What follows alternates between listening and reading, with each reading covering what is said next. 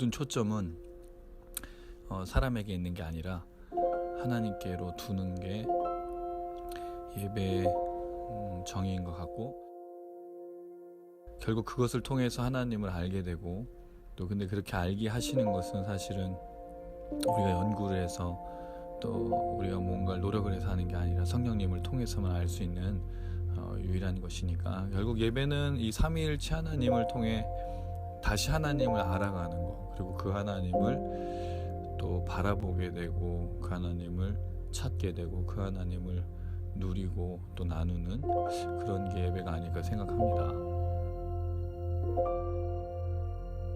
네, 만나서 반갑습니다. 만나서 반갑습니다. 네, 우리 또 멀리 다녀오신 우리 단장님도 다시 복귀하셨고요.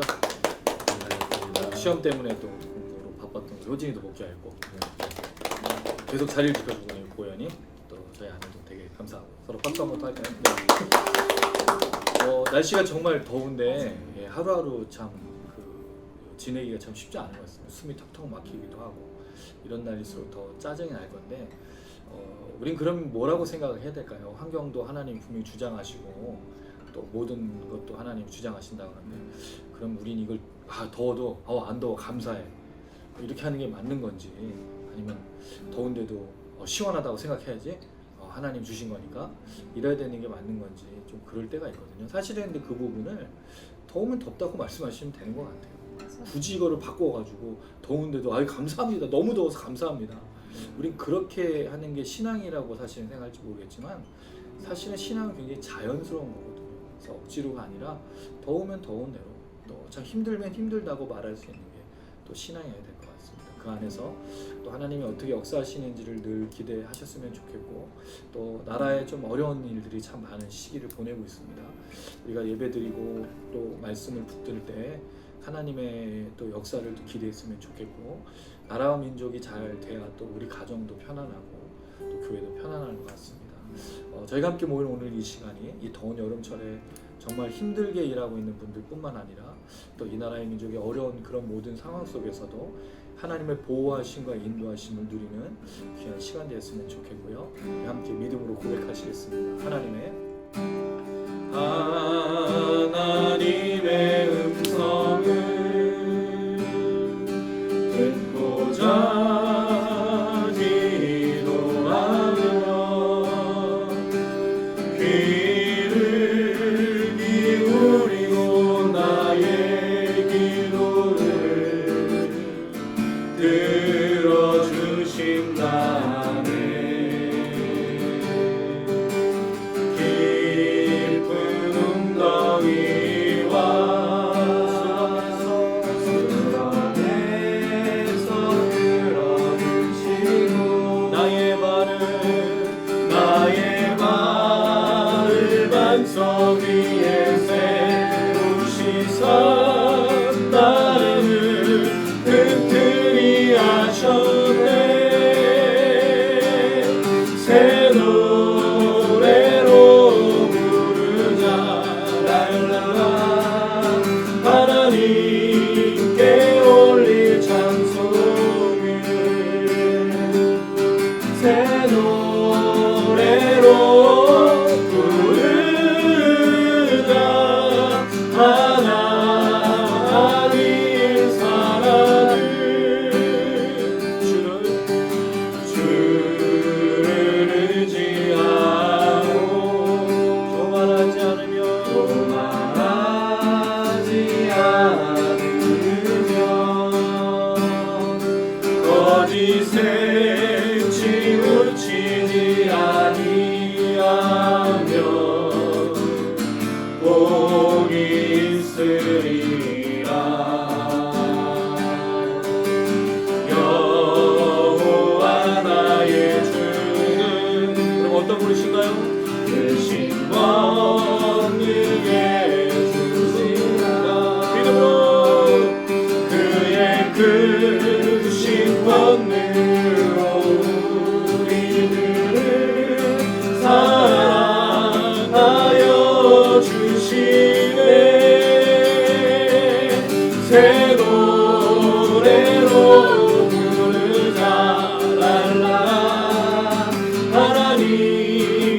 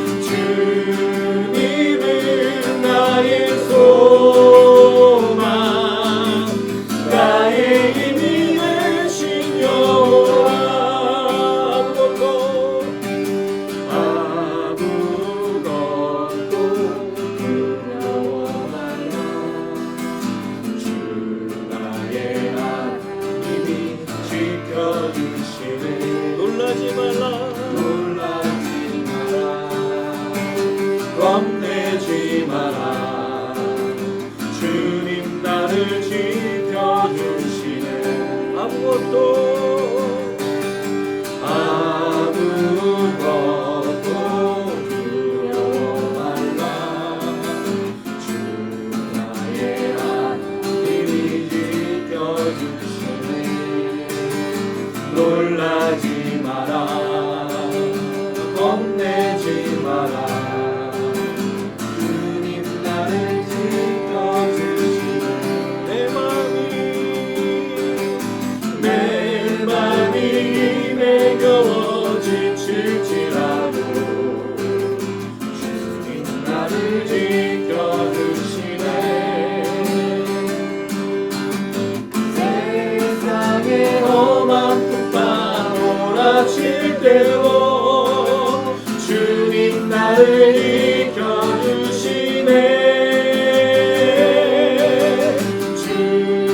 주님은 나의 산성, 주님은 나의 요새, 주님은 나의 소망, 나의 힘이 되신 여호와. 주님은 나의 산성, 주님은 나의 요새, 주님은 나의 소망, 나의 힘이 되신 여호와. 다같이 오른손 들고 주님은 나의 산성, 주님은 나의 요새, 주님은 나의 소망, 나의 힘이 되신 여호와. 할렐루야. 아멘. 주님만이 우리의 소망이시고 우리의 산성이 되십니다. 우리의 상황은 흔들릴 수 있고 넘어질 수 있지만 하나님은 요동하지 않으시는 우리의 산성이며 요새이십니다. 이 나라 민족을 의탁했으면 좋겠고요. 우리의 가정도 의탁하고 하나님밖에 우리의 도움이 되지 않습니다.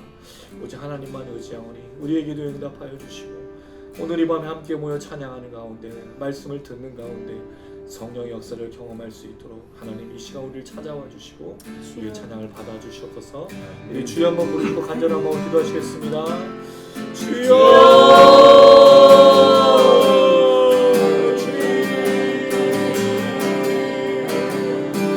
하나님 우리의 산성이시며 우리의 요새이십니다.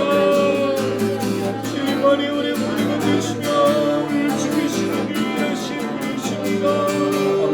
아버지 우리는 들리고 우리의 소망이 없지만 우리의 소망이 되시는 분이시다. 아버지 하나님 이 시간 우리 믿음을 하나님께 돌게 하나님을 향할 때 우리와 함께하여 주시옵소서. 모든 하나님 아버지 우리 삶의 음식이 부족하지 않습니다. 우리가 너무나 이 사랑을 이루어주신 하나님 우리 교회 우리의 할 모든 날에 도전이가 우리의 일이 보고 싶지 않사오니 주여 우리를 찾아와 주시고 우리를 말씀하시고 우리의 나중에 눈송하여 주소. 사랑 역사신 하나님을 영원하시고 기뻐하여 주소서. 주님 우리 밤에 주님이 거의 주님을 사랑합니다. 우리를 찾아와 주시옵소서.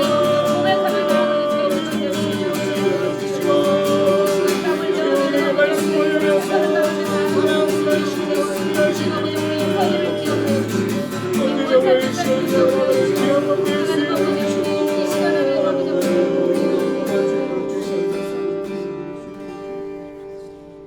우리를 대표해서 박대선 장님 기도 부탁드리겠습니다. 사랑의 하나님, 저 너무나 감사합니다. 정말 너무나 덥고 힘들고 정말 피곤한 가운데도 정말 저희가 이 자리를 기억과 함께 모실 수 있는 것을 너무나 감사합니다. 아멘. 정말 이 자리가 정말 은혜가 차고 넘친 자리 될 수 있도록 도와주시옵시고 아멘. 새로운 힘을 얻는 시간 될 수 있도록 도와주시옵시고 아멘. 성령 충만한 시간이 되어서 저희들이 새로운 힘을 공급받고 앞으로 더욱더 삶을 더욱 살아갈 수 있는 자리 될 수 있도록 주여 인도하여 주시옵소서. 아멘. 하나님 정말 저희들을 치토양보 이름으로 불러주신 너무나 감사합니다. 아버지 그 이름처럼 저희가 늘 무릎 꿇고 기도한 자 될 수 있도록 주여 인도하여 주시옵소서. 아멘. 하나님과 동행한 자 될 수 있도록 주여 인도하여 주시옵소서. 아버지 정말 세상이 너무나 완악하여서 정말 아버지 자기중심적으로 살아가고 있고 황금 만능주의적인 세상 살아가고 있는데 하나님 저희들을 주님을 깨닫게 하시 너무나 감사합니다. 하나님의 정말 아버지 말씀과 지혜를 깨달아 수 있도록 주여 인도하여 주시옵시고 아멘. 정말 아버지 세상에 아무도 알지 못하는 놀라운 비밀을 깨닫게 하심으로 아버지 이 세상을 정말 담대하게 살아갈 수 있는 수 있도록 주여 인도하여 주시옵소서. 하나님 이 자리가 정말 은혜가 넘친 자리 될 수 있도록 주여 인도하여 주시옵시고 정말 저희들이 정말 인위적으로 정말 아버지 그 자리를 많은 사람이 참여하게 하는 것이 아니라 하나님께 믿고 기도함으로 주께서 역사하심으로 이 자리가 차고 넘칠 수 있도록 주여 인도하여 주시옵소서. 아버지 정말 이것을 보는 많은 정말 시청자들이 주여 함께해 주시옵시고 그들에게 동일한 역사와 은혜를 더하심으로 인하여서 아버지 그들의 갈급한 심령 가운데 주님께서 함께 동행해 주시옵시고 그들의 마음 가운데도 주님을 더욱더 부르짖으며 기도하며 주의 말씀을 사모하는 시간이 될 수 있도록 주여 인도하여 주시옵소서. 하나님 정말 저희들 주님 앞에 더욱더 담대히 나갈 수 있기를 원합니다. 아버지 정말 더욱더 믿음으로 나간 자를 낼 수 있도록 주여 인도해 주시옵시고 저희가 모이기에 힘쓰며 기쁨으로 이 자리를 사모하는 자가 될 수 있도록 인도하여 주시옵소서. 하나님 이 시간 말씀을 듣기를 원합니다. 교회 목사님 성령 충만할 수 있도록 주여 인도해 주시옵시고 선포되어지는 모든 말씀을 통해서 은혜가 넘칠 수 있도록 도와주시옵시고 저희들이 정말 잘못된 삶이었다면 깨달을 수 있도록 인도해 주시며 새로운 삶을 살아가고자 각오할 수 있는 자리가 될 수 있도록 인도하여 주시옵소서. 아버지 정말 이 자리에 참여하지 못한 지체들이 있습니다. 그들의 발걸음 위에도 주여 함께해 주시옵시고 그들의 정말 삶의 처소 가운데 충성을 다하며 그곳에서도 같은 마음으로 예배를 드리고 함께 기도한 자를 낼 수 있도록 인도하여 주시옵소서. 여기서 늘 함께 하심을 감사드리며 예수님의 이름으로 기도드리옵나이다. 아멘.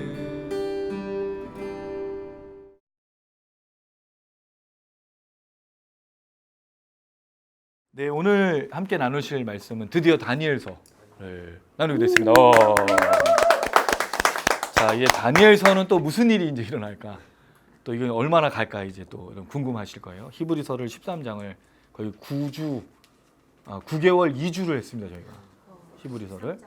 히브리서는 이제 서신인데다가 또 신학적인 내용이 많이 포함되어 있는데 다니엘서는 이야기로 내러티브라고 말하는 이야기로 구성이 되어 있습니다. 6장까지.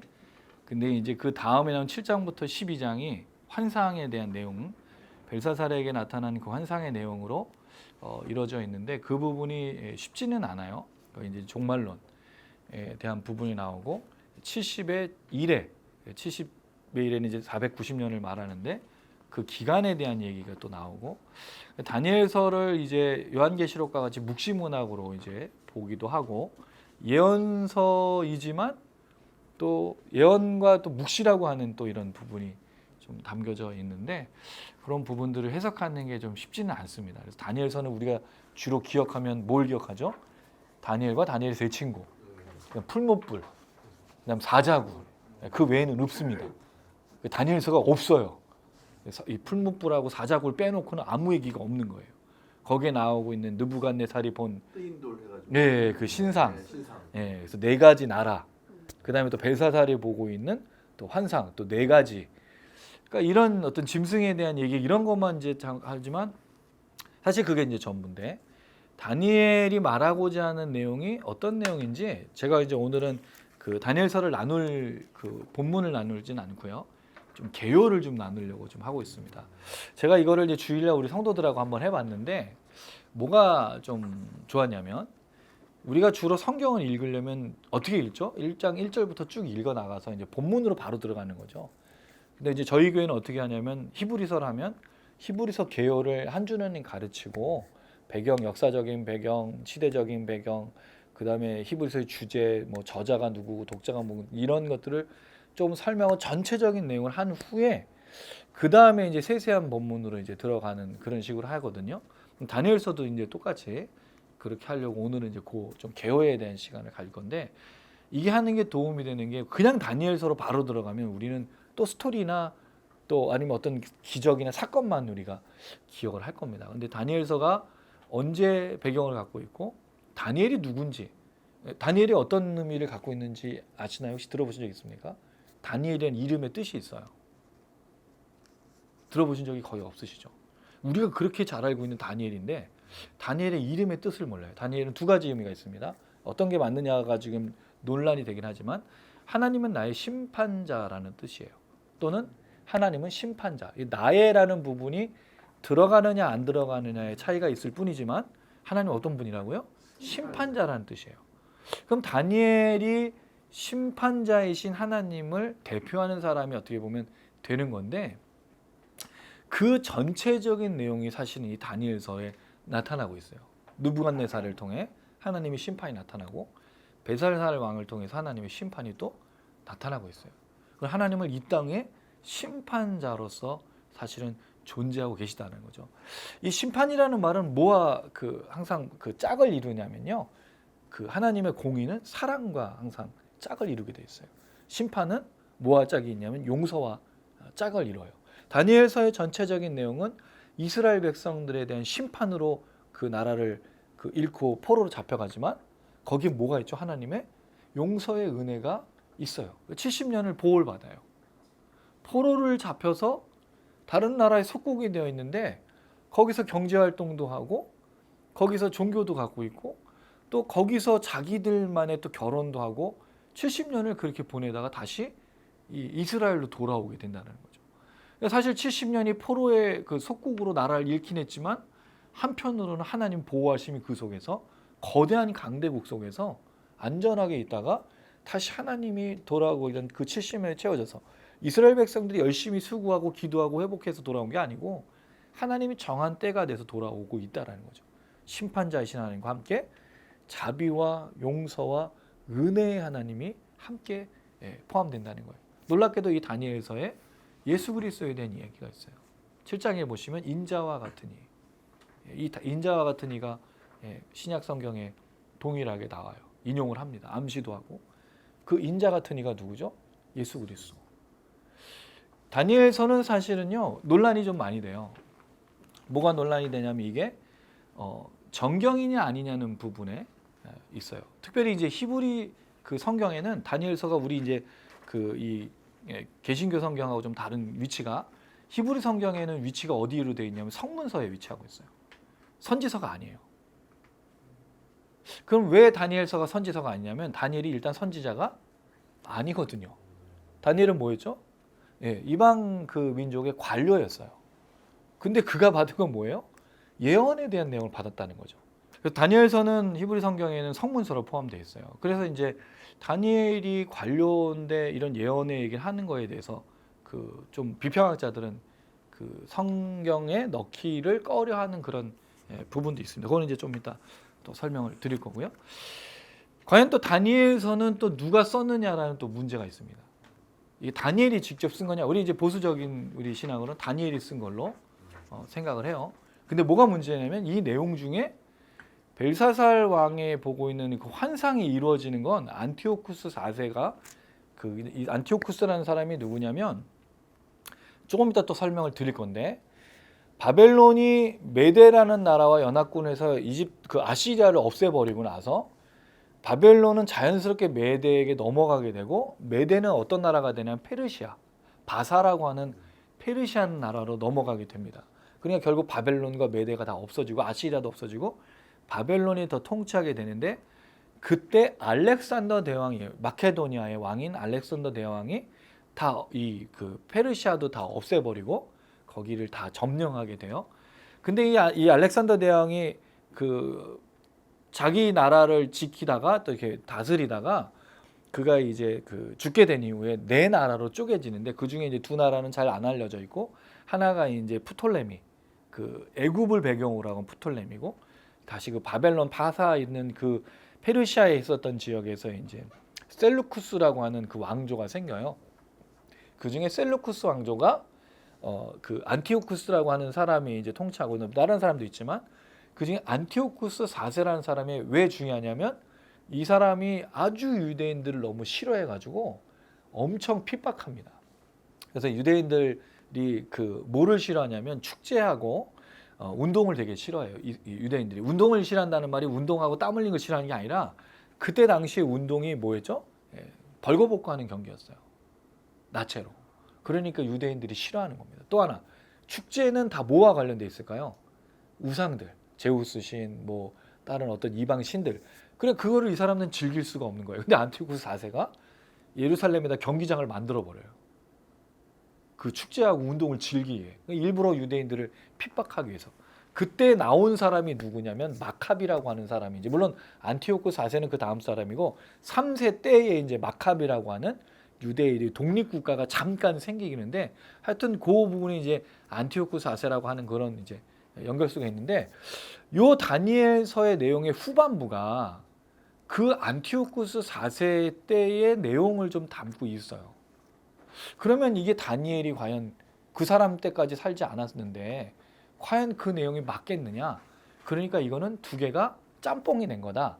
하나는 BC 6세기 이게 그 이스라엘 백성들 그 남쪽 유다가 멸망한 586년 그때쯤으로 해서 쓴 거랑 그 다음에 2세기 BC 2세기 안티오쿠스 4세가 있는 그때랑 같이 섞여 있으니까 이거는 다니엘이 쓴 게 아니고 편집이 됐든지 어땠든지 이런 사람들이 쓴 거로서 다니엘서의 이 정경성이 좀 그 믿을만하지 않다라고 이제 얘기를 하는 그런 부분이 있어요. 근데 우리는 안티오쿠스 4세의 이야기가 나온다고 해서 꼭 그때 썼다는 게 아니라 이건 환상이니까 이 부분은 다니엘이 쓴 것으로 보고 있습니다. 저자는 다니엘이다. 이제 이렇게 보는데 비평학자들은 그렇게 하지 않는다는 거죠. 자, 여기 이제 이 그 다니엘에 대한 이야기를 좀 읽어보시면 사실은 여기 그 제가 나눠드린 개요에는 없는데 이 이야기의 그 좀 핵심이 뭐냐면 다니엘서의 주제가 과연 무엇일까 나중에도 한번 더 다룰 건데요. 전체적인 다니엘서의 주제는 하나님입니다. 하나님은 역사 속에 역사 위에 역사를 넘어서 다스리시고 통치하시는 분이 하나님이시라는 게 다니엘의 핵심 주제예요.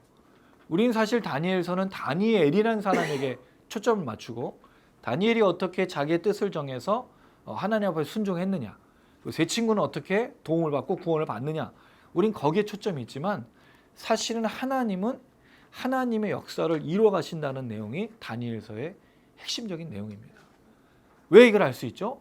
느부갓네살이나 벨사살이나 고레스나 다리오 같은 사람을 하나님이 이방 왕임에도 불구하고 사용하신다는 거죠. 뭘 위해서? 자기 백성을 보존하고 돌아오게 하는 그 역사적인 사건 속에서 하나님이 움직이시기 때문에 다니엘서는 무슨 내용이다? 하나님이 어떤 분이신지를 말해주는 내용이다라는 것을 우리는 생각해 봐야 된다는 거죠. 그럼 성경은 여러분 이런 질문을 드릴 수 있어요. 성경은 뭘까요? 성경은 뭔 것 같습니까, 여러분? 예, 하나님 말씀이잖아요. 근데 하나님의 말씀인데 우리는 이 하나님의 말씀을 어떻게 읽죠? 내게 필요한 말씀으로 읽는데 그게 아닌 거예요. 이 하나님의 말씀은 누구를 말해주는 거죠? 하나님이 어떤 분이신지. 그리고 우리에게는 더 중요한 게 예수가 누구이신지를 말해줘요.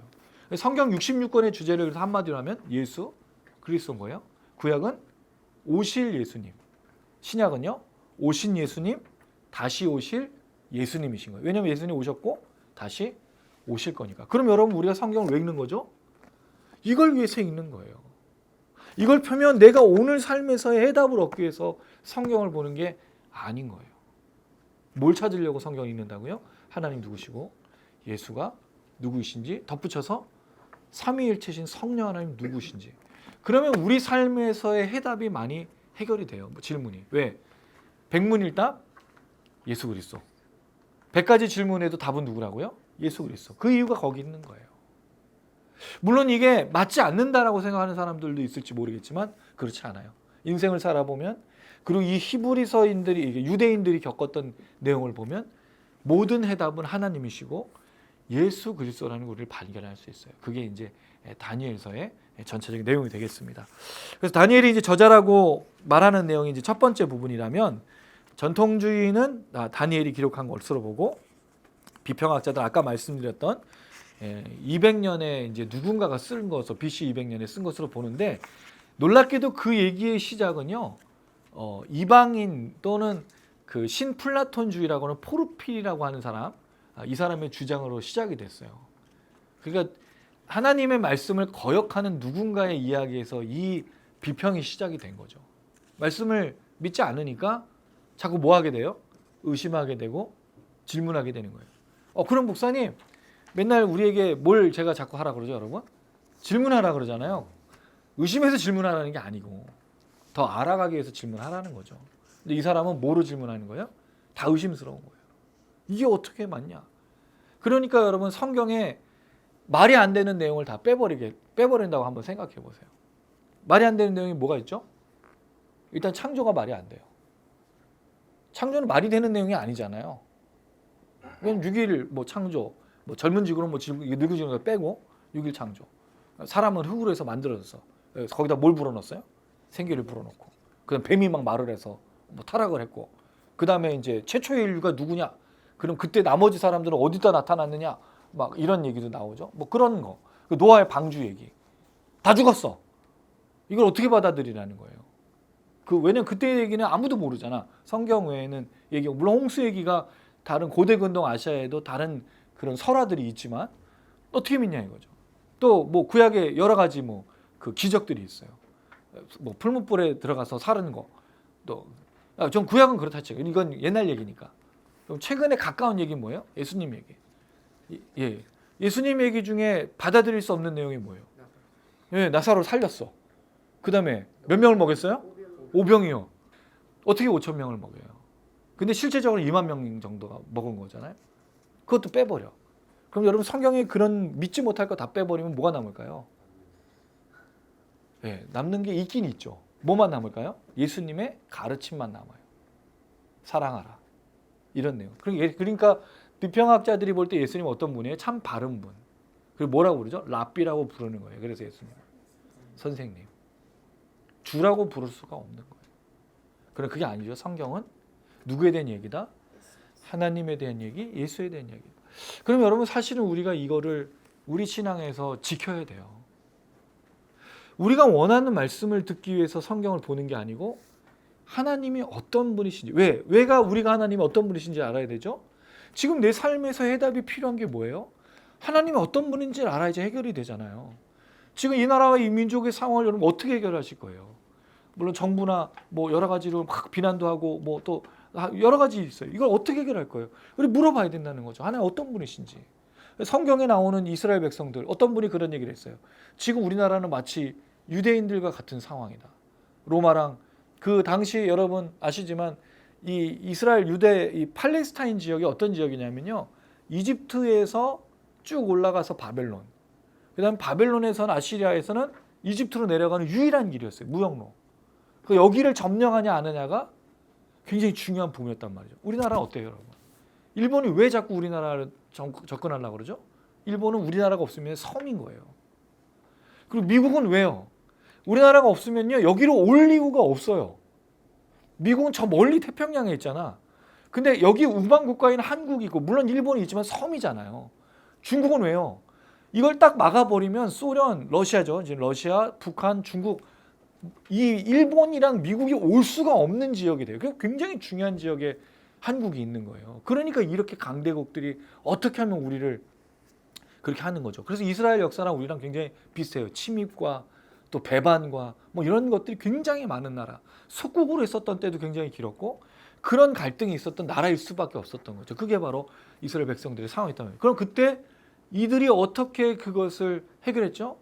온전히 하나님의 역사로만 그게 감당되어졌던 거예요. 그러니까 사실은 우리도 지금 그 모습을 기억하면서 말씀을 통해 우리의 삶을 좀 점검해 봐야 되겠다라는 좀 생각이 들어요. 특별히 이 시대에 너무 혼란스럽잖아요.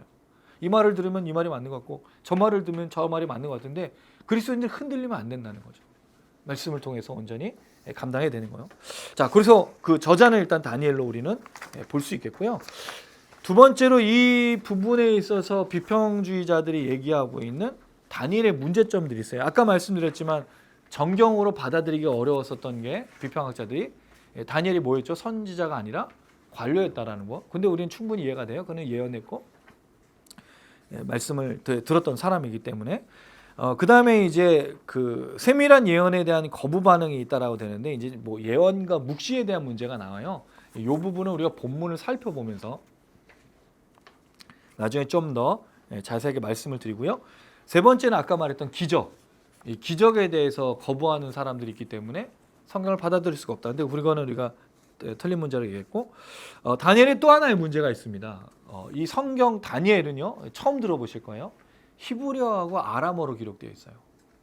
아람어가 어떤 나라 말이죠? 아람어가요.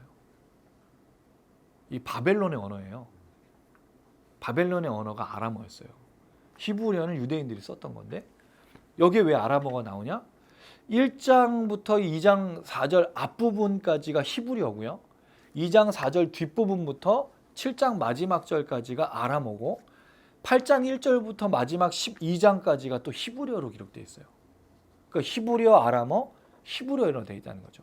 근데 그 내용이 뭐냐면 여기 이 땅에서 포로로 잡혀가기 전까지는 히브리어로 상황을 설명하고 거기 느부갓네살이 말하고 있는 내용부터는 아람어로 나온 다음에 쭉 느부갓네살하고 또 다니엘하고 막 말하는 모든 그 상황까지 다 그 아람어로 설명하고 왜냐면 거기로 잡혀갔으니까 쓰는 말이 뭐예요? 아람어니까. 현장감을 돋보이게 하는 내용으로 기록이 됐어요. 예, 언어를 달리했어요. 그리고 8장에서부터는 다시 환상이 나와요. 벨사살의 환상. 그건 히브리어로. 왜? 이제 이스라엘 백성들이 마지막 때에 돌아와야 되잖아요. 그건 히브리어로 기록이 돼 있어. 그러니까 여러분 다니엘의 이 얘기를 보면서 언어가 히브리어, 아람어, 히브리어니까 이거 다니엘 쓴 거 맞아? 이렇게 얘기하지만 충분히 이해가 가능하다. 오히려 이런 얘기를 봤을 때 언어를 바꿔줬던 효과가 더 있다는 걸 볼 수 있어요. 또 하나 여기에 보면은 이제 그 당시에 페르시아어가 약 19군데가 나와요. 이것도 이제 사람들 그러니까 이런 게 나오면 우리는 성경을 그냥 어떻게 읽죠? 우리는 믿음으로 정 하나님 말씀이니까 하나도 의심하지 말고 한 톨도 하지 말고 딱 이 사람들은 그게 아닌 거야. 뭘 잡아내기 위해서? 의심스러운 건 흠을 잡아내기 위해서 다 페르시아어가 19개가 있네? 이거 언제적 언어야? 이런 질문을 하면서 다니엘의 정통성을 흠집 내기 위해서 질문을 자꾸 하는 거예요. 근데 그 전혀 문제가 되지 않고 더 놀라운 건 여기에 헬라어가 나와요. 헬라어는 어느 나라 언어죠? 그리스어잖아요. 아니 지금 이게 BC 6세기인데 무슨 그리스어가 여기 있어. 근데 이게 가능한 게 이 언어가 세 가지가 나오는데 그게 다 뭐와 관련되면 악기 용어예요. 뭐 키르기타 뭐 이런 식으로 되어 있는 헬라어인데 당시에 그 알렉산더 왕은 그 그리스 언어를 너무 좋아했고 그 문화를 좋아해서 온 세계 그리스어를 전파했던 사람이었어요. 그러니까 문명은 뭐 후대에 나타난 게 아니라 다 서로 교류가 있었기 때문에 충분히 나올 수가 있다라는 거죠. 이걸 가지고 흠집을 내려고 할 수가 없다라는 거예요. 그 다음에 역사가 부정확하다. 이제 다니엘서의 제일 큰 문제가 이거예요.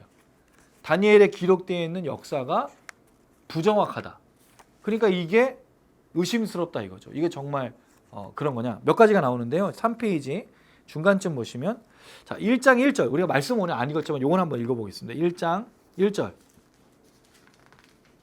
1장 1절 한번 읽어볼게요. 시작. 유다 왕 여호야김이 다스린 지 3년이 되는 해 바벨론 왕 느부갓네살이 예루살렘에 이르러 성을 에워쌌더니 자 여기에 나오고 있는 이 정복 시기가 여호야김 3년으로 되어 있는데 이게 정확하게는 맞지가 않아요. 느부갓네살이 어떻게 되어 있냐면 2장 1절에 보면 느부갓네살이 다스린 지 2년이 되는 해에 꿈을 꿨다라고 되어 있어요. 그럼 느부갓네살이 그 이스라엘 예루살렘을 포위해 가지고 잡아갔던 때가 언제냐? 근데 이렇게 치면은 이게 느부갓네살이 아직 왕이 되기 전이거든요. 그럼 왕이 되기 전에 예루살렘을 지금 포위하고 있는 상황이 되는데 이 부분에 있어서 역사적인 문제가 있다고 보지만 그렇지 않다. 이게 왜 그러냐면 들어보신 적 있는지 모르겠어요. 즉위년과 무즉위년이라는 말이 있어요. 왕이 자기가 즉위해서 왕이 되면 뭐 유다도 마찬가지고 이스라엘도 마찬가지인데 그거에 따라 그 숫자가 좀 다를 수 있어요. 만약에 즉위년을 가지면 올해가 즉위년이면 실제 왕으로 다스리는 애는 지금부터가 아니에요. 다음 해부터 왕으로 다스리는 거를 쳐주는 거예요. 지금은 즉위년이니까.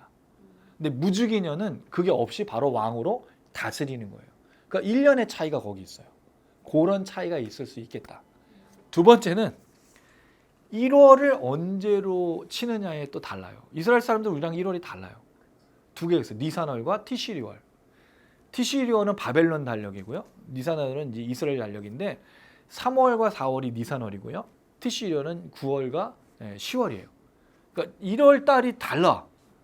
그 1월 달이 3월에서 시작할 때가 있고 9월에서 시작할 때가 있어요. 그럼 9월에서 1년이 시작하면 이렇게 해서 다시 9월이 돼야 1년인 거잖아요. 근데 이때 니산월 3월에서 시작해서 가면 9월을 한번 지나갔어요. 그리고 다음 때에 1년이 됐을 때 여긴 벌써 1년이 넘어간 거가 되는 거예요. 그러니까 이런 차이가 있어서 언제로 시작했느냐에 따라 1년과 2년이 차이가 날 수 있다. 역사적으로 전혀 문제가 없다는 얘기를 설명을 드리는데 다음 주에 1장 1절을 나누면서 한번 좀 더 자세하게 설명을 드리겠습니다. 다니엘이 쉬운 성경이 아니에요. 왜냐하면 우리가 이런 얘기를 한 번도 들어본 적이 없이 뭐부터 읽었죠? 이름이 바뀌어가지고 뜻을 정해서 왕의 진미를 안 먹고 우린 거기서부터 가는 거야. 근데 사실 그렇지 않아. 이 다니엘을 이해하려면요, 시대적인 상황이 어떻게 급박하게 돌아가는지를 알아야 돼요. 여러분, 여호야김이 누구예요? 여호야김이? 누구예요? 여호야김이? 그냥 유다 왕으로만 알고 있잖아요. 이 사람이 어떻게 왕 됐는지 몰라. 이 사람이 원래 이 왕이 될 수 있을 만한 형편이 아니었어요. 이게 좀 이따 또 설명을 드릴 건데 자세하게. 외부에서 왕으로 사람들 바꿔치기 하는 때가 있어요. 우리나라도 그랬지만 우리가 청나라에 막 그럴 때는 왕 바꾸라고 막 하는 그런 것처럼 이스라엘은 더 심했던 거예요. 아시리아가 다스릴 때는 아시리아에게 넘어가고, 만약에 애굽이나 다른 나라 가면 또 그렇게 이제 하는 그런 내용들이 있어요. 자, 이게 첫 번째 내용이고, 또 두 번째 역사적인 부정확성은 다니엘 2장과 7장의 메대 제국을 바벨론과 페르시아 사이에 존재한다고 하는데, 지도상으로 보고 역사적으로는 바벨론, 메대, 그다음에 이 페르시아는 순서대로 되어 있지 않고요. 바벨론, 메대, 페르시아는 거의 비슷한 시기에. 왜냐하면 바벨론 다음에 메대가 바벨론을 먹고 그다음에 메대 다음 나라가 페르시아거든요. 거의 공존한 어떤 그런 건데 왜 이거를 순서대로 나누느냐, 그런 부분이 있는데 전혀 문제가 되지 않는다. 꼭 이거를 시대의 끝으로 보면서 하는 게 아니라 나라만 말하기 위해서 할 수도 있는 부분이니까 그런 거고요. 그다음 다니엘 5장에 보면 벨사살이 왕인데 바벨론에서 벨사살은 왕이 된 적이 없어요. 바벨론 역사 속에서 마지막 왕은 나보니두스입니다. 벨사살이 아니에요. 근데 성경에 뭐로 돼 있다고요? 왕으로 돼 있어. 그럼 성경의 역사가 틀린 거로 볼 수 있잖아요. 근데 그렇지가 않아요. 나보니두스의 아들이 벨사살인데, 이 나보니두스가 어떤 사람이냐면 바벨론에서 종교 개혁을 일으킨 사람이에요. 그러니까 그 당시에 이제 마르둑이라는 그 신을 섬겼는데 이 벨사살이 그 제사장하고 종교를 다 없애버렸어요. 그리고 수도를 있던 데서 옮겨가지고 다른 지역으로 옮겨가, 무서워서. 그랬을 때 수도에 누가 남아있냐면 자기 아들이 남아있어. 그래서 동시에 통치하는 거예요. 공동 통치를. 이 사람은 벨사살은 다른 지역에, 아들은 바벨론 수도에 남아서. 그랬을 때 벨사살은 왕은 아니었지만 왕처럼 통치했다. 그거를 성경은 담아내고 있는데 역사는 담아내지 않고 있어요. 근데 놀라운 건 하나님의 말씀이 더 정확한 거예요. 그러니까 우리가 사실은 여러분, 성경 본문과 역사적인 배경을 볼 때 뭐를 우선으로 해야 되냐 이거죠. 우린 주로 역사적인 배경을 가지고 성경의 진위를 파악을 하려고 그래요. 근데 그런 게 아닙니다. 뭐로 파악해야 돼요? 성경 본문으로 세상을 볼 수 있어야 되는 거예요. 그게 여러분 사실은 진짜 신앙이 돼야 돼요. 31절 6장 28절 메대 사람 다리오가 나오는데, 간단하게 말씀드려서 이 사람은 그 고레스의 다른 이름으로 보는 게 좋겠다라는 생각이 듭니다. 그래서 메대 사람 중에 다리오는 없거든요. 메대 왕 중에. 그러니까 이 부분도 이제 역사적으로 문제가 있는가 하는데 전혀 문제가 되지 않는다라는 거 생각해 주시면 되겠고요. 자, 그 다음에 이제 보면은 독자는 BC 6세기에 상황, 포로로 잡혀갔던 상황으로 저희가 좀 생각을 하면서 이 글을 읽었으면 좋겠습니다. 결국 유다가 이제 하나님의 예언하신 말씀대로 바벨론의 포로가 돼서 이제 사로잡혀가는 그 마지막 때에 이제 다니엘의 이야기가 시작이 되고, 그 70년의 포로 기간에 끝난 후에 이제 돌아오는 내용을 환상으로 담아낸 내용이 다니엘서의 전체적인 내용이 되는 거예요. 근데 놀라운 건 하나님이 포로로 잡혀간 이스라엘 백성들을 끝까지 보호하고 계시다는 거. 그러니까 하나님은 사실은 자신의 역사를 한 번도 놓치신 적이 없이 이뤄가고 계시다라는 것을 보여주고 있습니다. 자, 요 이야기까지 한 가지만 더 하고 이제 좀 마무리를 좀 할 건데요. 좀 피곤도 하시고 좀 졸리시기도 하신데 요 내용은 이제 역사적인 내용은 좀 잠깐 좀 설명을 좀 드리려고 합니다. 근데 죄송한 거는 우리 성도님들한테 말했어요. 요거 그 주석서에서 제가 이걸 다 타이핑을 해서 정리를 했어야 되는데 죄송합니다. 이거를 너무 힘들어서 그냥 갖다 붙여넣기를 했어요. 컨트롤 C, 컨트롤 V를 했습니다. 하여튼 네, 좀 죄송하게 생각하고 그 대신 설명은 좀 드리고 이제 좀 정리를 좀 하도록 하겠습니다. 다니엘서의 역사적인 배경이 좀 중요한 이유는요. 이스라엘이 망해가던 시기에 있었어요. 근데 우리는 이스라엘 역사만 사실 생각하잖아요. 근데 이스라엘 역사와 맞물려 있는 게 뭐냐면 세계 역사였어요. 특히 유라시아. 이 역사가 맞물려서 이스라엘에 직접적인 영향이 있는데 잘 아시지만 성경은 뭐를 중심으로 쓰여있죠? 이스라엘 역사를 중심으로 다른 나라가 돌아가고 있는 거예요. 이게 왜 그러냐면 하나님의 역사의 중심이 어디 있냐가 거기 있는 건데 이건 마찬가지입니다. 우리가 세상에 돌아가는 역사를 볼 때 미국, 일본 이런 나라를 보는 게 아니에요. 하나님의 역사 속에서 우리 자신을 사실은 볼 수 있어야 된다는 거죠. 왜냐하면 우리가 하나님의 사람들이니까 그걸 좀 말씀을 드리고 시작할 건데요. 디글랏 빌레셀이라는 사람이 바벨론을 745년에 시작을 합니다.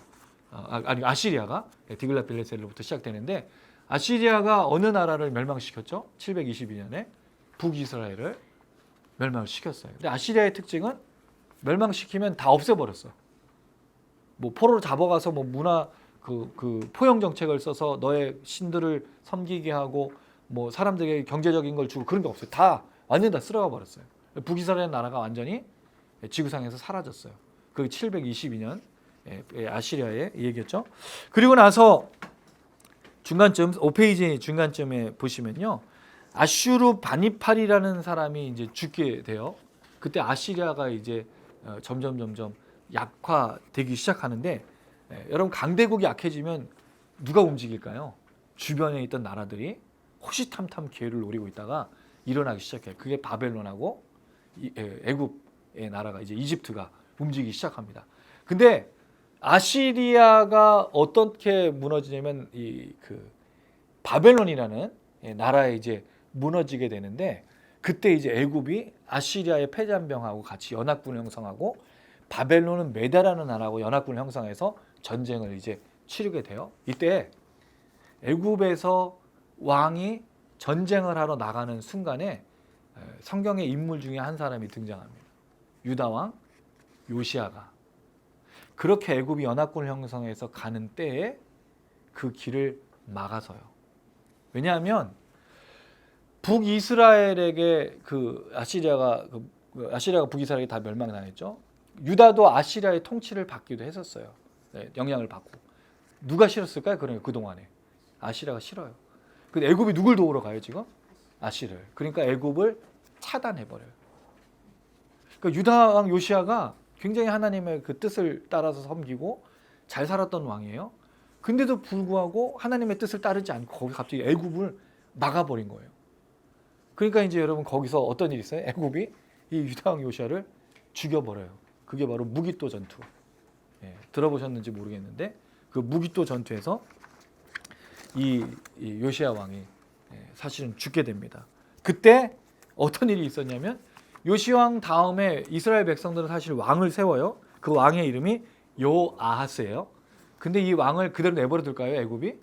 아니에요. 폐위를 시켜버리고 그의 형 엘리아스를 왕으로 세우죠.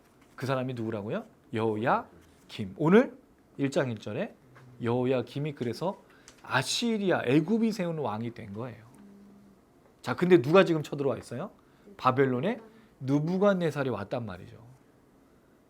그러니까 이게 참 이 정세가 움직여가는 거 보면 그냥 우리는 신앙적인 거로만 늘 성경 본문을 보지만 사실은 여러분 역사 속에 미묘한 것들이 하나님의 계획 속에서 지금 움직여가고 있다라는 거죠. 아시리아라는 나라에 북이스라엘이 멸망당했죠. 남쪽 유다도 계속 멸망한다고 하나님께서 선지자를 보내서 계속 경고했어요. 멸망하는 이유가 뭐예요? 우상 숭배, 하나님의 말씀 순종하지 않는 거. 근데 역사적으로 보면 지금 뭐가 움직이고 있어요? 애굽의 전투 속에 무너진 것 같아 보이는 거예요. 근데 그게 아닌 거죠. 하나님을 온전히 따르지 않고 우상 숭배한 거에 대한 하나님의 심판이 다른 나라를 통해서 이스라엘에게 나타나게 된 게 바로 그 상황인 거예요. 그래서 여호야김이 되게 되는데요. 이때 중요한 사건이 들어보셨을 거예요. 갈그미스 전투. BC 605년에 바벨론과 메대와 애국과 나머지 남은 아시리아 패잔병이 싸우는 이 아주 유명한 전투가 있어요. 이 전투에서 완전히 아시리아가 사라져버리게 됩니다. 그게 605년에 있는 갈그미스 전투인데요. 이제 그러면 사실 이 전투에서 승리한 게 바벨로니가 하고 메대니까 당연히 팔레스타인을 누가 가져가려고 할까요? 바벨론이 가져가려고 하는 거예요. 그래서 그 다음에 나온 내용이 그 내용이에요. 그래서 7페이지 위에서 보시면 바벨론이 얼마나 이 팔레스타인을 가져가려고 애쓰는지를 나오는데 그 최후에는 누가 됐냐면 느부갓네살 왕이 586년에 이 바벨론이 유다를 멸망시키는 것으로 나타나게 됩니다. 그때 이제 보시면 여호야 긴이죠. 그 다음에 긴 왕은 데려가고 시드기야를 꼭두각시 왕으로 세우는데, 근데 시드기야가 바벨론이 싫어서 누구에게 또 붙냐면 애굽에게 붙어요. 결국 어떻게 됐을까요?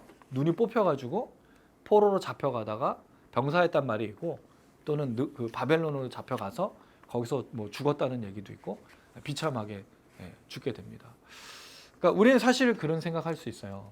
왕으로서 나라를 지켜야 된다. 물론 이 사람들이 정말 나라를 사랑했는지는 잘 모르겠어요.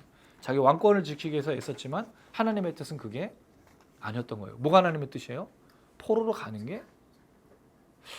근데 여러분 사실은 생각해 보세요. 이게 지금 말이 안 되잖아요. 나라를 잃고 포로로 잡혀가는 게 지금 뜻이라고 말한다면 이건 사실은 진짜 맞지 않는 내용이에요. 근데 왜 그렇죠? 이유가 이스라엘 백성들이 지금 뭘 저질렀기 때문에 우상 숭배와 하나님의 심판에 대한 경고가 있었고 가야 돌아올 수 있다라고 얘기했기 때문에. 근데 여러분 이걸 또 오해해가지고 뭐 지금 일본하고 있는 우리나라 현실을 그렇게 얘기하는 건 아니에요. 여러분 이건 전혀 상관없는 내용이에요. 이스라엘 백성들이 가야만 됐던 이유는 죄를 저질렀기 때문에 심판받는 거였지 지금 우리나라 상황은 전혀 다른 거예요. 그렇게 갖다 붙이시면 안 되고, 아무튼 그렇게 해서 시드기야 때로부터 해서 이제 유다는 완전히 멸망하게 되고요. 이 이야기 후에 바벨론과 또 메대 자연스럽게 그 다음 나라가 이제 페르시아가 나오게 돼서 고레스라는 사람이 등장하게 돼요. 이 고레스가 뭘 하죠? 포로 귀환의 칙령을 만든 사람이 고레스였어요. 이 고레스는 그 아시리아와 다르게 바벨론과 메대와 페르시아의 정책을 따라가서 융합 정책을 써요.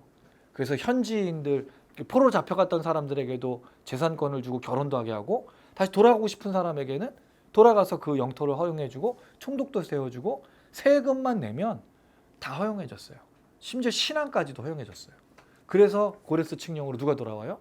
스룹바벨이 1차 포로 귀환으로 돌아와요. 뭘 세우기 위해서? 성전을 세우기. 여러분 이게 너무 놀라운 거예요. 어떻게 이방 왕이 이 자기네 나라도 아닌 나라에 그 성전 짓는데 돈도 주고 사람도 보내주고 가능한 게 아니에요. 근데 그때 그 정책을 썼던 왕이었다는 거죠. 누가 이걸 역사하고 있을까요? 하나님이신 거예요. 여러분 이런 얘기를 들으면 소름이 돋아야 돼. 보이지 않는 곳에서 역사하시는, 소름 찾고 있었어요? 정말 놀라운 거예요. 전 이 얘기를 들을 때마다 역사를 보면 하나님의 행하심들을 볼 수 있어요. 그리고 2차 칙령이 되고 3차 칙령 때 뭐죠? 느헤미야가 다리오의 조서를 따라서 고레스의 그 칙령을 나중에 후대 왕들이 그 자꾸 변개를 하니까 신하들이 이스라엘 사람들 싫어하거든요. 그 포로로 돌아가고 그 사마리아 또 그 이 사람 원래 정착민들이 이스라엘 백성들이 돌아오니까 자기네들 땅 빼앗아 갈까 봐 두려워해가지고 자꾸 상소하잖아요. 그때 이제 고레스 칙령을 찾아가지고 이렇게 성전 짓게 하고, 그래서 성전도 15년 동안 멈췄다가 다시 짓게 되기도 하고, 성벽도 느헤미야 시대 때 성벽을 짓는 일도 일어나는 거예요. 하나님이 이방 왕을 그렇게 사용하고 있다는 거죠. 그게 여러분 이 유다 팔레스타인 지역과 이 아시리아부터 그 메소포타미아까지 이어지는 알렉산더 대왕은 결국 끝나고 나서 나중에 그 셀루쿠스 왕조도 로마라는 나라에 망하게 돼요. 그때 이제 예수님이 그때 오신 거죠. 모든 왕정의 시대가 다 끝나고 나서 진짜 왕이 그때 오셔요. 물론 그때 왕은 있었어요. 헤롯 대왕. 자기를 대왕이라고 불렀어요. 근데 헤롯 왕은 혈통상으로도 좀 문제가 있어요. 완전히 유대인이 아니거든요. 그러니까 자기의 그 정치적인 것 때문에 굉장히 민감했어요. 그래서 누구를 죽이죠? 세례요한도 죽여요. 목을 잘라버리고. 그 이유가 뭐냐면 그 사람이 부정했다고 얘기한 사람이었기 때문에. 근데 이 헤롯은 되게 그 민감한 사람이죠. 또 하나 헤롯이 어떤 일을 해요? 그 동방 박사들이 와가지고 여기 왕인 태어났다고 하니까 소동이 났잖아요. 난리가. 헤롯이 듣고 그래? 그럼 그 왕이 누군지 나한테 소개시켜줘. 내가 가서 경배할 때. 경배하겠다. 말은 그렇게 했지만 뭐 했죠? 다 죽여버렸어요. 참을 수가 없는 거예요. 내가 왕인데. 지금 로마에서부터 자기도 정치적으로 인정받은 게 아니거든요. 그 불안하니까 다 죽이고 그런 상황에 맞물려서 이 일이 일어나요. 근데 그 사람에게는 그런 식으로 한 거지만 그건 하나님께서 다 예언하신 일들이 성취되어 가고 있다는 거죠. 제가 예전에 한번 그런 말을 드린 적이 있어요. 우리 하나님의 역사 속에 어떤 예언을 성취하고 있는가? 똑같이 다 예언을 성취해서 걸어가요. 우리가 하나님의 역사 속에. 근데 복음의 응답과 성취를 완성을 이루어가는데 성취가 있느냐? 아니면 저주와 심판과 죄악된 길의 성취를 이루어가고 있느냐? 이건 다르다는 거예요. 가룟 유다는 복음을 성취했어요. 그렇죠? 근데 뭐해? 예수를 죽이는데 성취하고 끝난 인생. 태어나면 안 된 인생이라고 얘기를 듣잖아요. 그래서 참 우리가 주의하게서 살아가야 된다는 생각이 듭니다. 자, 요거 전체적인 내용을 그래서 이제 지도까지도 한번 이렇게 보시면서 한번 보시면 되겠고요. 이제 마지막 부분입니다.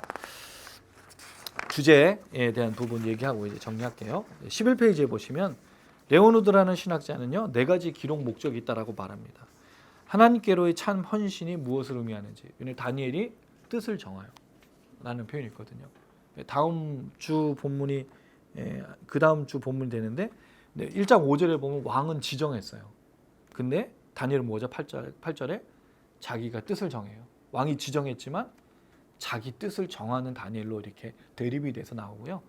그 다음 주에 요 얘기 할 건데 여기 나오는 동사 중에 보다 그냥 들어오다 가다 입장하다 뭐 그런 단어가 있어요. 이 단어가 굉장히 많이 반복되고 서다 세우다 요 똑같은 단어가 또 반복이 돼요. 이게 언어의 유의가 나타나서 다음 주 1장 1절부터 7절까지 저희가 나눌 건데 한번 좀 보시면 좋겠고, 두 번째로 하나님의 선택된 백성들이 죄로 인해 징벌을 받고 있는 동안에도 그들에 대한 그분의 관심과 보호가 어떤 것인지를 설명하는 게 다니엘서의 기록 목적이다. 하나님은 자기의 백성을 끝까지 보존하시고 보호하시고 지키고 계신다. 놀라운 건 왕들을 통해서 먹고 마시게 하고 보호해주고 직업도 주시고 그 당시 유대인들의 견고한 위로의 기초를 제공했겠죠. 마지막 날에 관한 정보를 주기도 하고요. 포라우스라는 분은 이렇게 다니엘서에 나오는 하나님을 설명했습니다. 하나님은 삶을 형성하는 진리의 계시자이다. 우리의 삶을 쉐이프하다라고 그럽니다. 삶을 만들어 가시는 하나님이시다. 다니엘의 삶을 만들어가고 계세요. 그는 포로로 잡혀가서 어떻게 보면 죽을 위기에 있었지만 하나님이 다니엘을 통해 계속해서 뭔가를 만들어가고 계셔요. 우리도 위기가 있습니다. 우리에게도 어려움들이 생겨요. 근데 뭐 하신다고요? 하나님 그때 삶을 형성해 가셔요. 만들어 가셔요. 그래서 여러분 고난이 우리에게 꼭 괴로운 것만은 아니다. 어려움이 우리에게만 힘든 건 아니다. 왜? 우리를 뭐 한다고요? 만들어 가시니까요. 저는 이거를 많이 경험했어요. 특별히 우리 추태영 미니스트리 또 추태영 교회 한 2, 3년의 시간 동안 만들어 가시는 그 하나님을 제가 경험할 수 있었습니다. 여러분들 그러셨으면 좋겠고요. 하나님은 역사의 영원하신 통치자다. 역사의 주관자는 누구라고요? 하나님이십니다. 여러분 이건 잊지 마세요. 지금 우리 눈에서는 누군가가 이걸 다 조종하고 뭐 하는 것 같아 보여요. 근데 진짜 조종하는 분은 누구라고요? 통치하는 분은 하나님이시다. 세 번째, 하나님은 세우신 나라의 통치자다. 이스라엘 백성들을 세우셨을 때 그 나라를 끌어가시고 이끄시고 역사하신 분도 하나님이시고 모든 나라의 주권자가 하나님이셔요. 느부갓네살도 함부로 하면 안 됐어. 함부로 하면 어떻게 되죠? 죽습니다. 벨사살도 그렇게 죽임을 당해요. 하나님은 철저하신 분이에요. 교만한 자를 낮추시고 겸손한 자를 높이신다고요. 그럼 우리는 그 하나님 앞에 겸손으로 날마다 나가야 되는 거예요. 우리 단장님이 늘 기도하시는 기도 제목 꼭 똑같은 기도 제목이 있어요. 우리의 이름대로 더 무릎 꿇고 더 엎드릴 수 있도록. 우리가 예배자라는 말은 하나님 앞에 더 엎드리는 사람들입니다. 더 무릎 꿇는 사람들입니다. 하나님이 가시면 가는 거고 멈추시면 멈추는 거예요. 왜? 우리는 삶의 주관자가 아니기 때문입니다. 하나님이 통치자고 다스리시고 주관하시는 분이에요. 그럼 우리는 뭐 해야 될까요? 마음을 다스리면서 하나님을 겸손하게 잘 따라가야 될 줄로 믿습니다. 그의 고통하는 백성들의 보호자입니다. 근데 여러분 이걸 보세요. 풀무불도 그렇고 사자굴도 그렇고요. 풀무불을 없애버리지 않으세요. 풀무불에 들어가게 하셔요. 사자굴에도 들어가게 하시는데 다 뭐 해주시죠? 거기에 함께 계신다라는 거예요. 우리 이걸 잊어버리면 안 됩니다. 우리 자꾸 뭘 없애달라 그러죠? 고통을 없애주고 시험도 없애주고 고난도 없애주고 다 제거해 주세요. 그럼 여러분 누굴 제거해야 돼? 이 세상 사람들을 다 죽여버려야 돼. 그렇잖아요. 우리에게 고통을 주는 사람이 누구예요? 다 사람들이야. 오늘 아빠가 나한테 상처를 줬어. 고난을 없애주시고 오늘은 아버지가 안 계셔. 그렇게 될 수도 있는 거예요. 만약에. 근데 그게 아니라 거기에 함께 하시는 하나님이라는 걸 보여주고 있습니다. 마지막 하나님 모든 질문에 뭐라고요? 유일하신 해답이다. 여러분 하나님 해답입니다. 그럼 하나님 나한테 뭘 자꾸 해답을 주실까를 묻는 게 아니죠. 하나님이 해답인 거예요. 뭐래요? 하나님 통치자, 다스리시는 분, 역사의 주관자. 그럼 거기서 내가 오늘 삶에서 뭘 적용할 것인지를 찾으셔야 돼요. 지금 나의 삶의 고통에, 나의 삶의 환난에 아무것도 보이지 않는 현실 속에서 그 하나님이 어떤 분이신가를 알았던 게 나에게 뭐가 적용이 되는지를 고민하시고 질문하시고 답을 하셔야 되는 거예요. 왜? 하나님은 어떤 분이시니까. 정해졌으니까.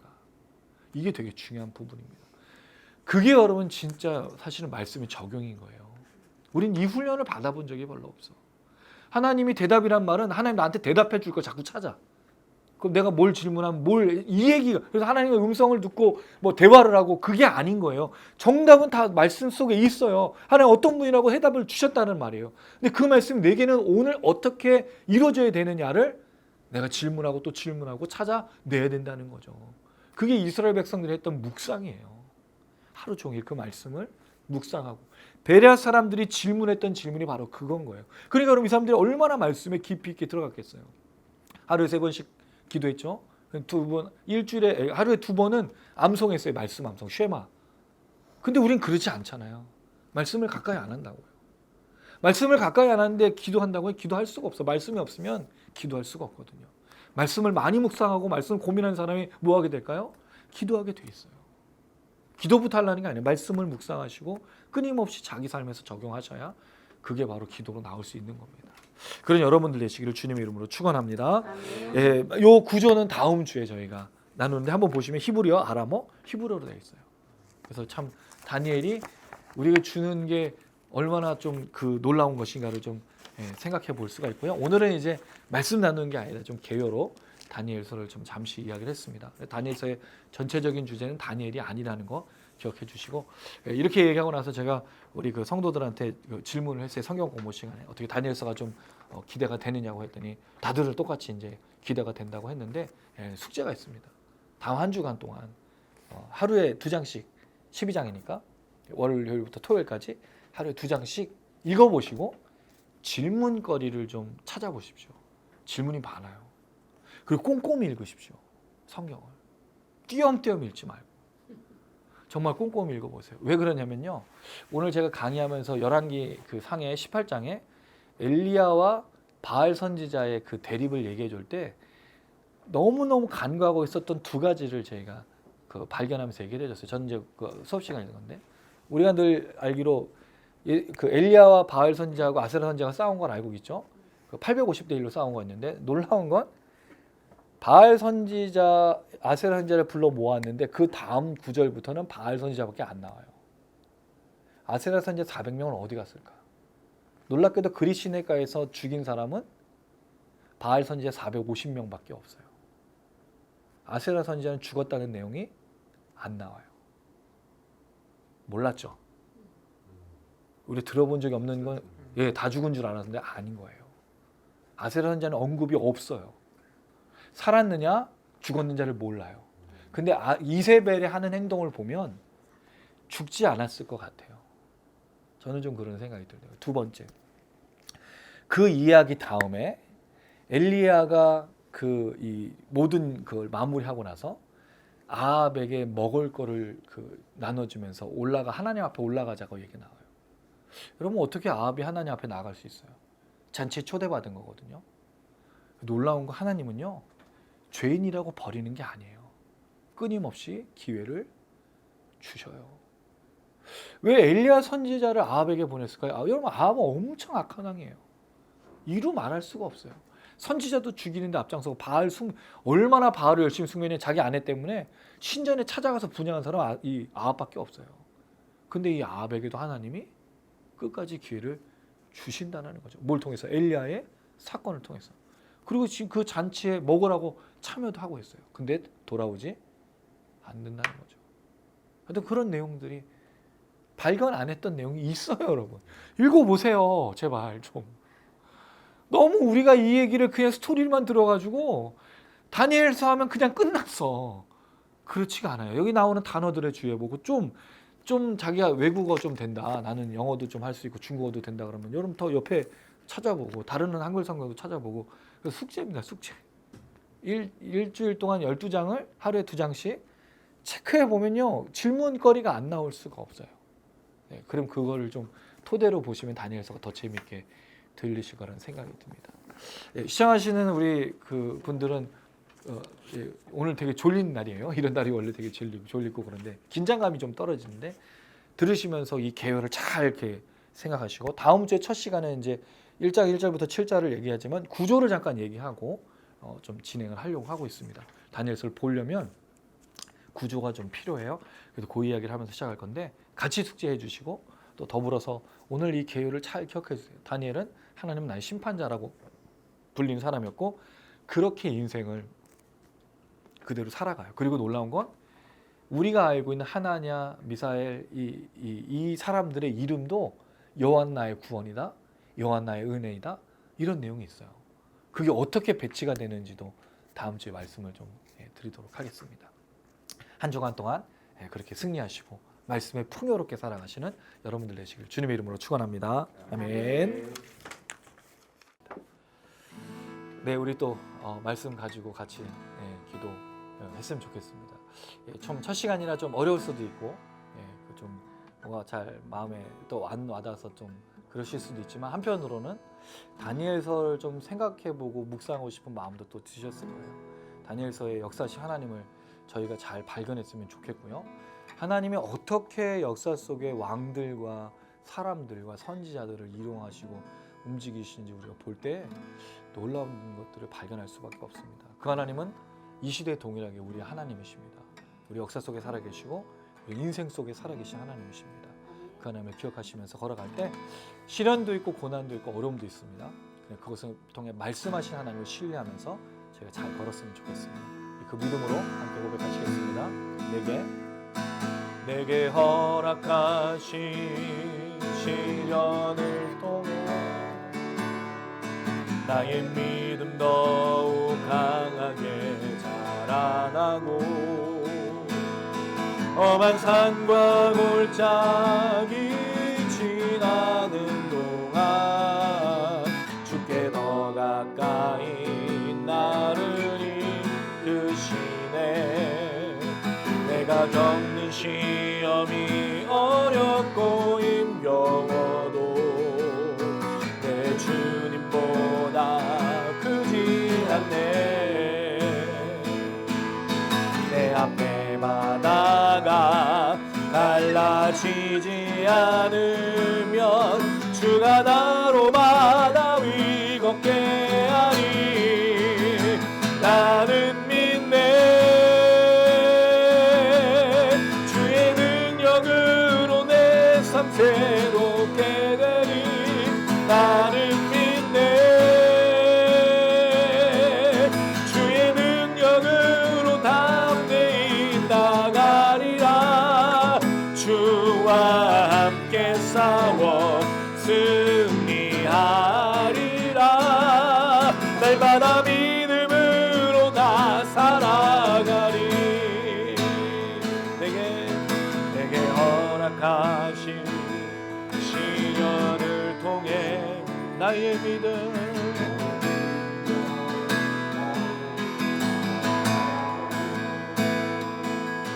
험한 산과 골짜기 지나는 동안 주께 더 가까이 나를 이끄시네. 내가 겪는 시험이 어렵고 힘겨워도 내 주님보다 크지 않네.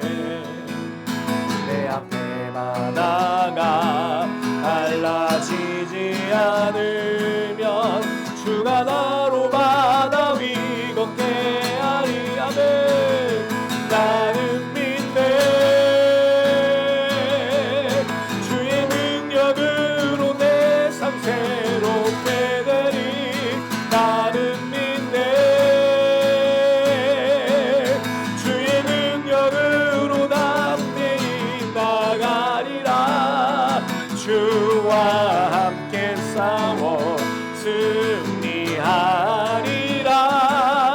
날마다 믿음으로 나 살아. 나는 믿네. 나는 믿네. 주의 능력으로 내 삶 새롭게 되리. 나는 믿네. 주의 능력으로 담대히 나가리라. 주와 함께 싸워 승리하리라. 날마다 믿음으로 나 살아. 날마다 믿음으로 나 살아가리. 날마다 믿음으로 나 살아가리. 할렐루야. 예, 상황 가격을 안 보고 그 배후에 계신 우리 하나님을 볼 수 있다면 그게 진정으로 믿음인 줄로 믿습니다. 아무것도 보이지 않는 현실 속에 하나님을 보게 하여 주시옵소서. 나는 믿습니다. 하나님이 이 모든 것들을 통해서 역사하실 것을 믿습니다. 우리 가정에, 우리 삶의 터전에, 우리 현실 속에, 우리 미니스트리 가운데, 또 시청하실 많은 분들 가운데 오직 하나님 한 분밖에 의지할 수밖에 없는 이 상황 속에 하나님 우리가 믿습니다. 하나님 우리가 하나님만을 의지합니다. 이 시간 이 믿음으로 점에 나갈 때 날마다 승리 허락하여 주시옵소서. 이 나라 민족을 위해서 기도해 주시고 우리 가정을 위해서, 연약한 자들을 위해서 우리 주여 한번 부르고 간절한 마음으로 기도하시겠습니다. 주여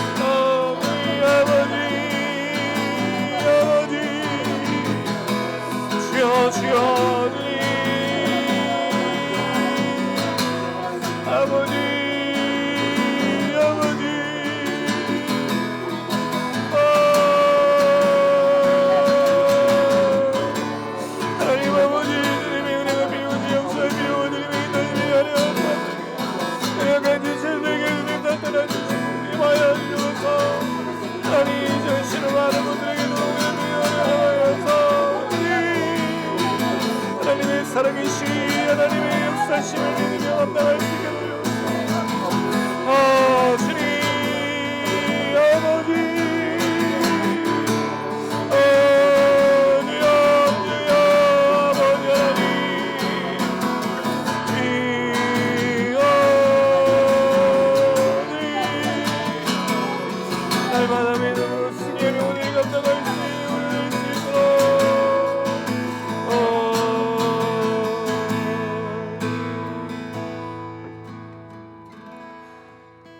사랑이 많으신 아버지 하나님, 그 어느 때보다 나라 민족에 또 여러 가지 일들이 생기며 불안하고 두려운 상황을 저희가 겪고 있습니다. 우리가 무엇을 판단하고 무엇을 생각하고 무엇을 기도해야 될지 너무 막막한 현실을 살아가고 있습니다. 하나님, 마치 이스라엘 백성들이 그 강대국들 틈에서 여러 가지 어려움을 겪었던 그 모습이 나라의 민족인 것 같습니다. 하나님 불쌍히 여겨주시고 보호하여 주시옵소서. 우리 민족들이, 우리 성도들, 또 우리 교회들, 또 하나님 우리 모든 사람들이 분열하는 거나 싸우거나 미워하는 것이 아니라 서로 하나로 연합이 되어 이 나라 민족을 위해서 온전히 걸어나갈 수 있도록 하나님 축복하여 주시옵소서. 이 일에 하나님 아버지 교회들을 사용하시길 원합니다. 우리 목사님들을 사용하시고 우리 성도들을 사용하셔서 역사의 주관자이신 하나님 믿고 걸어가는 우리를 통하여 하나님의 능력 역사만 나타날 수 있도록 축복하여 주시옵소서.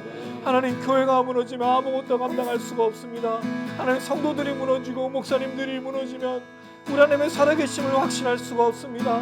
이 마지막 때에 담대한 믿음으로 승리하게 하여 주시고 어떤 시련과 환난 속에서도 온전히 무릎을 꿇으며 겸손히 주님의 뜻을 이루어가는 우리 모두가 될 수 있도록 축복하여 주시옵소서. 더불어 하나님 아버지 우리 시청하시는 많은 분들 또 우리 귀한 지체들 가운데 연약한 사람들이 있다면 주님 치료하여 주시고 회복하여 주시고 낙심할 문제들과 걱정할 문제들 속에서 하나님의 살아 역사심을 누릴 수 있도록 그 간절한 기도에 응답하여 주시옵소서. 흔들리지 않는 믿음으로 주님을 붙들 때마다 간증과 기적이 넘칠 수 있도록 하나님 도와주시옵소서. 다니엘에게 역사하셨던 하나님이 우리 하나님이신 줄로 믿습니다. 포로로 잡혀가는 것까지도 하나님의 뜻 가운데서 하나님의 보호하심과 사랑과 역사하심을 믿습니다.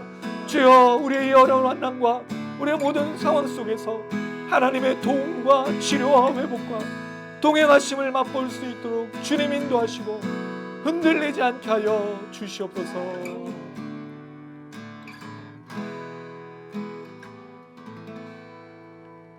할렐루야. 예, 하나님은 분명히 살아계시고 우리 안에 역사하시는 줄로 믿습니다. 우리 시청하시는 분들도 그 믿음으로 잘 견뎌주셨으면 좋겠고요. 특별히 어려운 이 나라의 현실을 위해서 계속해서 기도 부탁드리겠습니다. 저희가 할 것은 기도밖에 없고요. 또 말씀에 순종해서 선한 열매를 맺는 게 우리 그리스도인들의 또 역사라 생각합니다. 끝까지 감당하실 때 승리 주신 하나님이신 줄로 믿습니다. 한 달 동안 또 부를 우리 새 찬양이고요. 우리가 늘 말씀을 놓치지 않고 끝까지 붙들며 꼭 그 하나님의 말씀으로 다시 시작하고 다시 돌아가고 다시 점검하고 다시 붙들고 그렇게 걸었으면 좋겠습니다. 함께 고백하시겠습니다. 우리가 살고 있는 이 세상은 주님의 손길 안 닿은 곳 없네. 주님의 말씀을 갈망하는 우리에게 하늘의 비밀 알려주시네. 어두운 가운데 있던 이 세상에 빛으로 오신 하나님의 아들 그의 말씀을 믿는 모든 이들에게 하늘의 영광 비추셔지네.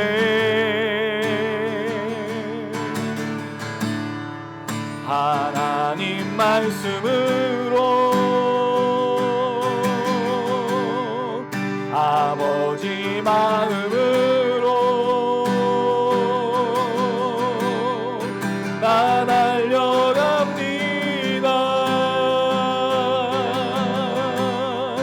나 돌아갑니다.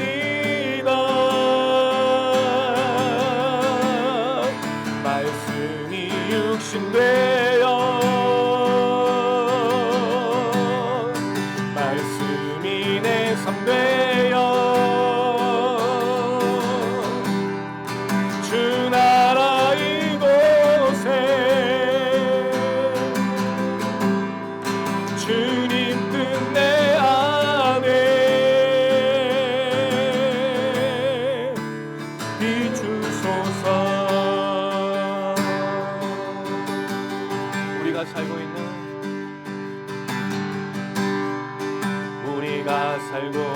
있는 이 세상은 주님의 손길 안 닿은 곳 없네. 주님의 말씀을 갈망하는 우리에게 하늘의 비밀 알려주시네. 어두운 가운데 있던 이 세상에 빛으로 오신 하나님의 아들, 그의 말씀을 믿는 모든 이들에게 하늘의 영광 비춰주시네. 하나님 말씀으로 아버지 마음으로 나 달려갑니다. 나 돌아갑니다. 말씀이 육신 되어 말씀이 내 삶 되어 주 나라 이곳에 주님 뜻 내 안에 이루소서. 한 번만 더. 우리가 살고 있는 이 세상은 주님의 손길 안 닿은 곳 없네. 주님의 말씀을 갈망하는 우리에게 하늘의 비밀 알려주시네. 어두운 가운데 있던 이 세상에 빛으로 오신 하나님의 아들, 그의 말씀을 믿는 모든 이들에게 하늘의 영광 비춰주시네. 하나님 말씀으로 아버지 마음으로 나 달려갑니다.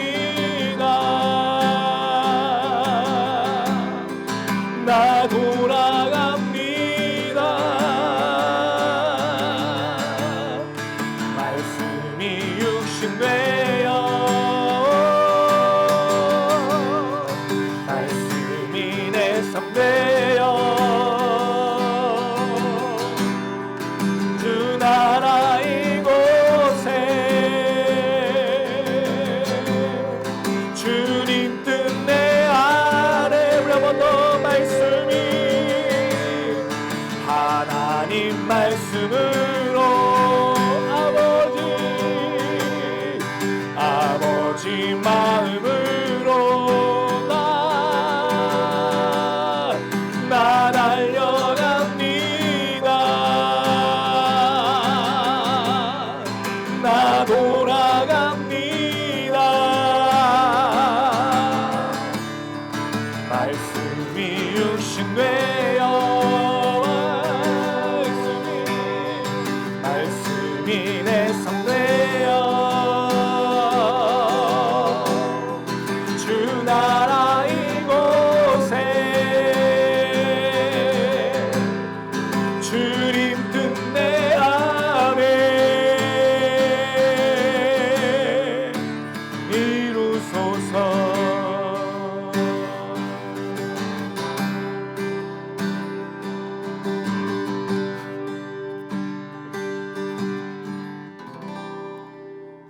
이 하나님 말씀으로 그 마음으로 우리가 잘 걸어갔으면 참 좋겠습니다.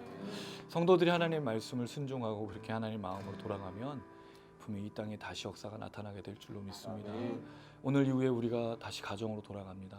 또 삶의 터전으로 돌아갑니다. 하나님 말씀이 육신되어 이 땅에 오셔서 그 말씀이 살아있음을 보이셨던 것처럼 우리도 그 말씀 믿고 그 안에 소유한 자로서 그 말씀을 전하고 나누고 입으로만 떠드는 자들이 아니라 삶으로 보여주는 자 될 수 있도록 하나님 우리에게 힘을 주시고 간증과 기적이 넘칠 수 있도록 역사해 달라고 우리 같이 한번 기도했으면 좋겠고요. 더불어서 우리 가족을 오늘을 놓고 좀 기도하겠습니다. 사랑하는 우리 부모님들, 사랑하는 우리 아내와 남편, 또 사랑하는 우리 자녀들, 주님 그 어느 때보다 말씀의 힘이 필요합니다. 주님 치료해 주시고 회복해 주시고 우리 가족이 말씀으로 살아야 이 땅에서 우리가 또한 걸어갈 수 있습니다. 하나님 우리 가정을 의탁합니다. 도와주시옵소서. 우리 주여 한번 부르시고 간절한 마음으로 기도하시겠습니다. 주여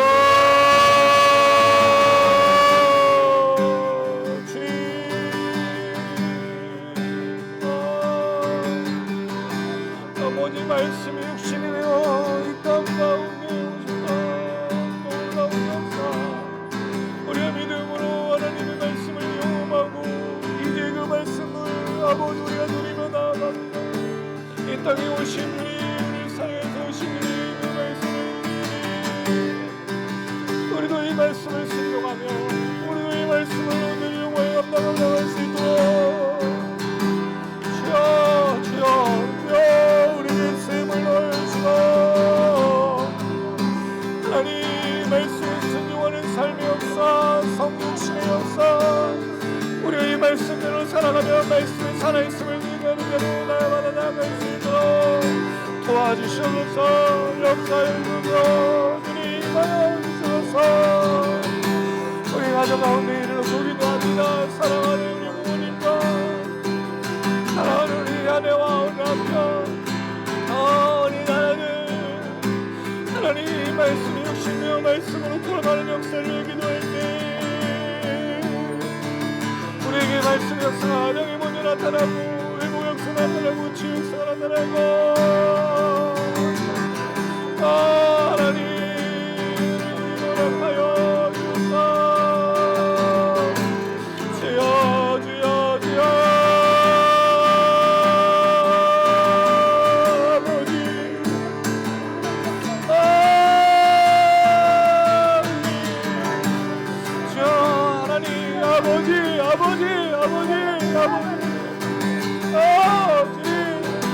아버지 하나님의 말씀 역사가 우리 가정에 온전히 나타나며 흘러갈 수 있도록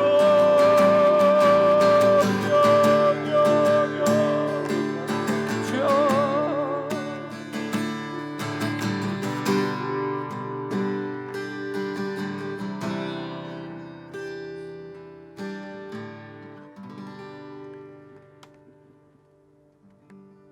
말씀이 육신이 되어 이 땅 가운데 오셔서 하나님의 그 사랑의 역사를 성취하시고 또 그걸 모든 믿는 자들에게 흘려보내신 그 은혜를 기억합니다. 우리가 예수를 믿고 있다면 그 말씀은 지금도 살아있으며 사람들에게 전해져야 되는 놀라운 비밀인 줄로 믿습니다.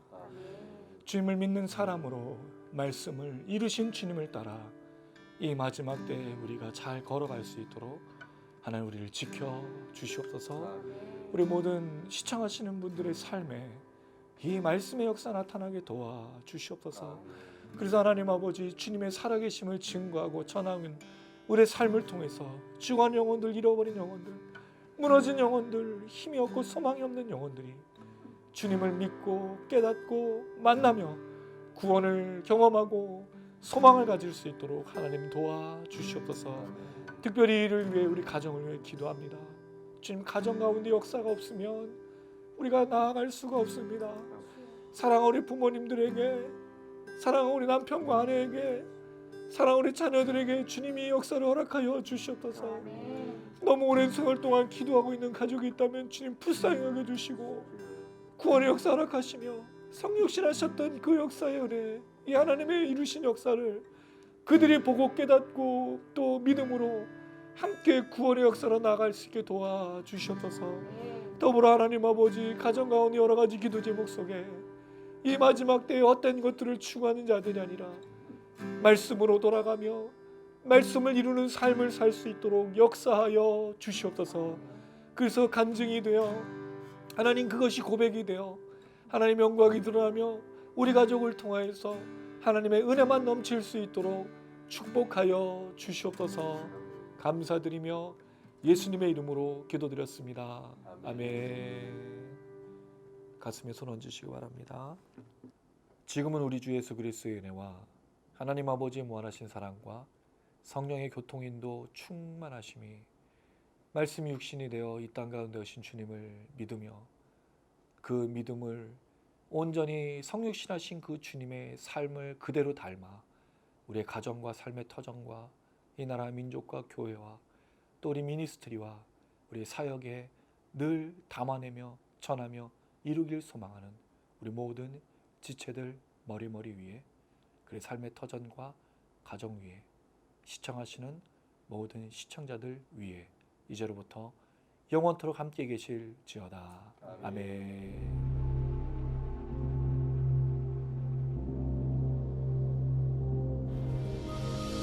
하늘에 계신 우리 아버지여, 이름이 거룩히 여김을 받으시오며 나라의 임하옵시며 뜻이 하늘에서 이룬 것 같이 땅에서도 이루어지이다. 오늘날 우리에게 일용할 양식을 주옵시고 우리가 우리에게 죄 지은 자를 사하여 준 것 같이 우리 죄를 사하여 주옵시고 우리를 시험에 들게 하지 마옵시고 다만 악에서 구하옵소서. 대개 나라와 원죄와 영광이 아버지께 영원히 있사옵나이다.